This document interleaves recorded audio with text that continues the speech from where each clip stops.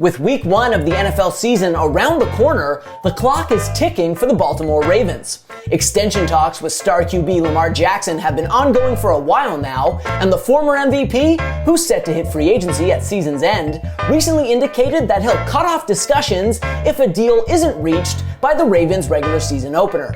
Now, does that mean this will be Jackson's final season in Baltimore if the two sides can't agree to an extension by week 1? Not necessarily, but it does make the future decidedly murky for both Jackson and the Ravens, who have been one of football's top teams since the two-time Pro Bowler debuted in 2018. So where could this saga go if they don't reach a deal by Jackson's self-imposed deadline? Let's break it down. Sit back, relax, and take this in.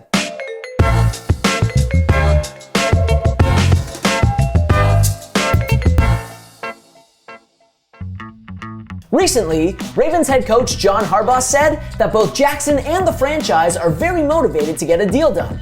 And it's not hard to see why. Since Jackson took over as Baltimore's starting QB midway through the 2018 campaign, the Ravens have gone 37-12 with him under center and have made the playoffs 3 times in 4 years. And if Jackson hadn't been sidelined for the final stretch of the 2021 campaign, they almost certainly would have cruised to a 4th straight playoff berth last year. And over the course of his 4 seasons in Baltimore, all Jackson has done is solidify himself as one of the game's most effective dual-threat QBs and one of the greatest quarterbacks in Ravens history. Jackson, for instance, is the first quarterback in NFL history to record multiple seasons with 1,000 or more rushing yards, and he's the first quarterback in Ravens history to start a Pro Bowl game or be named first-team All-Pro. He's a superstar and a franchise icon, and he only turned 25 a few months ago. And understandably, Jackson, who's representing himself in contract negotiations, wants to be paid accordingly, which likely means he's asking for around $50 million per season in discussions with the Ravens.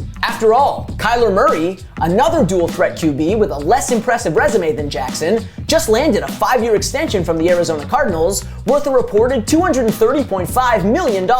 That's more than $46 million per year. Meanwhile, Deshaun Watson, a comparable talent, recently signed the largest guaranteed contract in NFL history at 5 years and $230 million.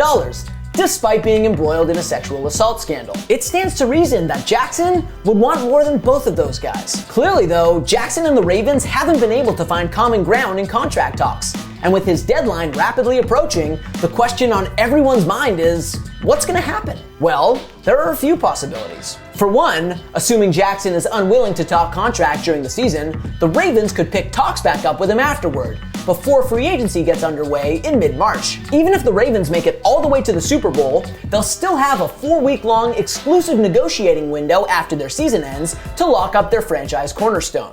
If, however, they can't get a deal done during that time, then it gets really interesting. Even if Jackson balks at Baltimore's best and final offer, the Ravens can still unilaterally retain him for 1 more season. How?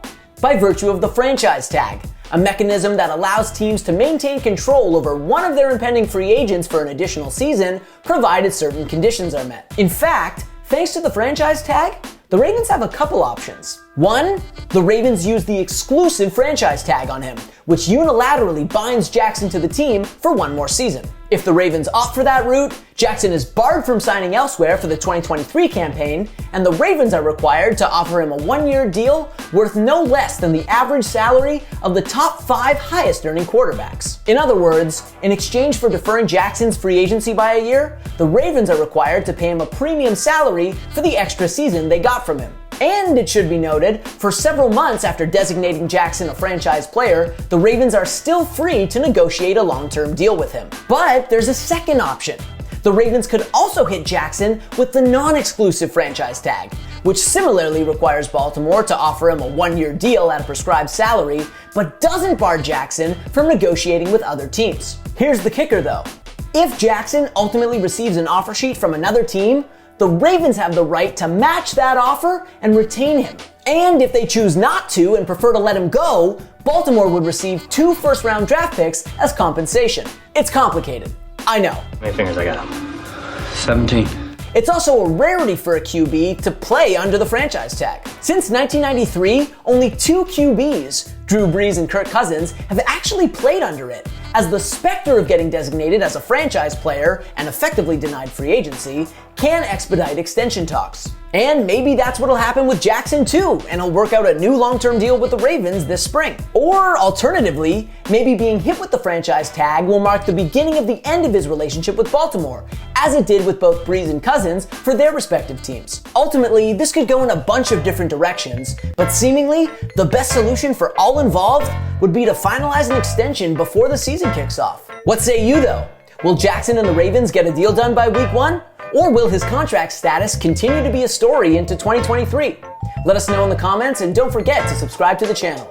As always, we appreciate you. We'll see you next time.